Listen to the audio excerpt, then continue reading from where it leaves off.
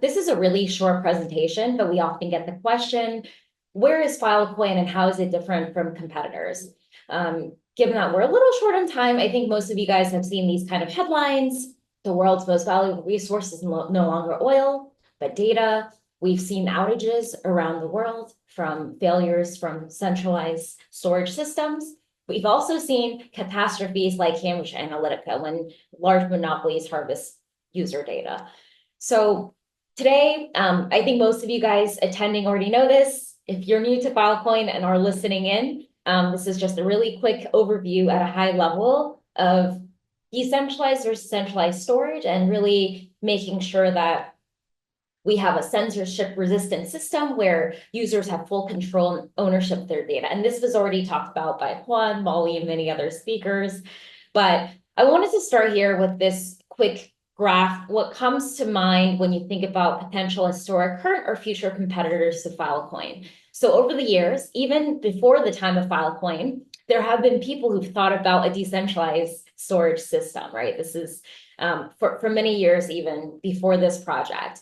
And the reality is Filecoin is actually a major piece of the storage puzzle that can be used as a sole storage solution or as part of a more comprehensive storage strategy. So I mentioned earlier, I think this was in the comments, that Storage A actually attended Filecoin Dev Summit in Iceland, and we're looking at ways to work together. And you can imagine so many pieces of the storage verticals that Juan mentioned, right? There's around 8 to 16 different verticals that you can go after. They're all this building block to really make decentralized storage possible. And Filecoin is very much a puzzle piece that can work together in all ways.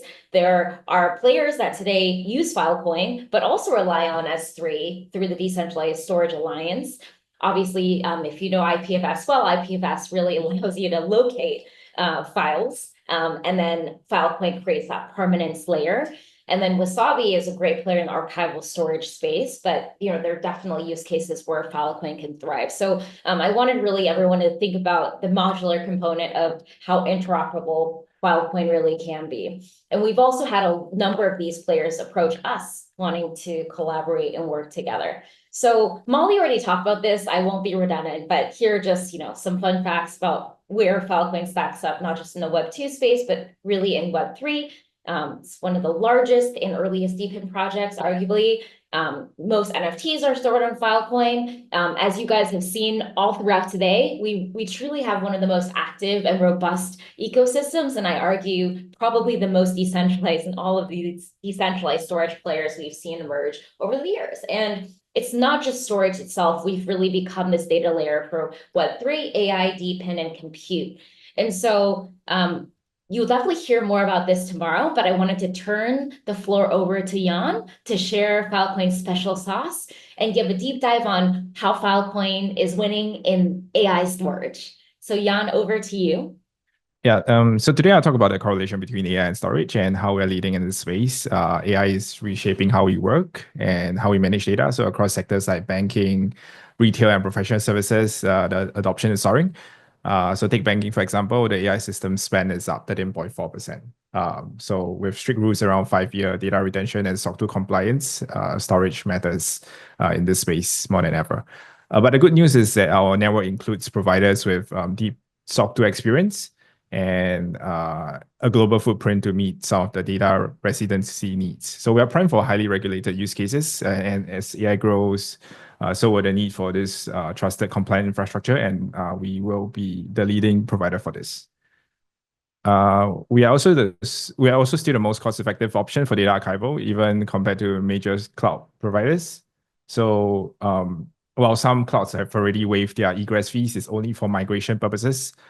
Day-to-day access will still cost you money. So for AI workloads that need occasional access to historical data, like during model retraining, so these glacier tiers are a bit awkward, in the awkward middle ground.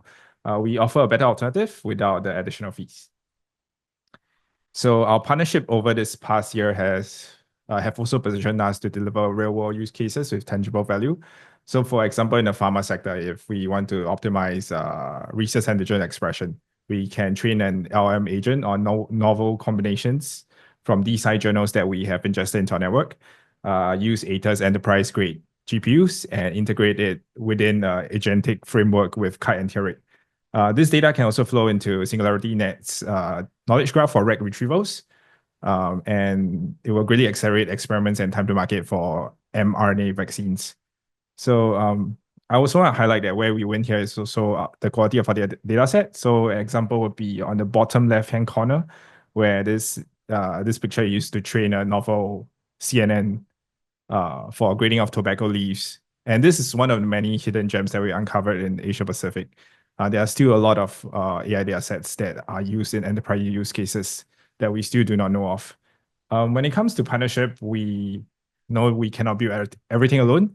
Filecoin is just a vital piece of the AI infrastructure. It's one part of a broader stack. So we want to work closely with some of the partners here to build alongside us. In fact, many of these partnerships that we have are already using IPFS under the hood. So it was quite an easy win to work with them. Yeah.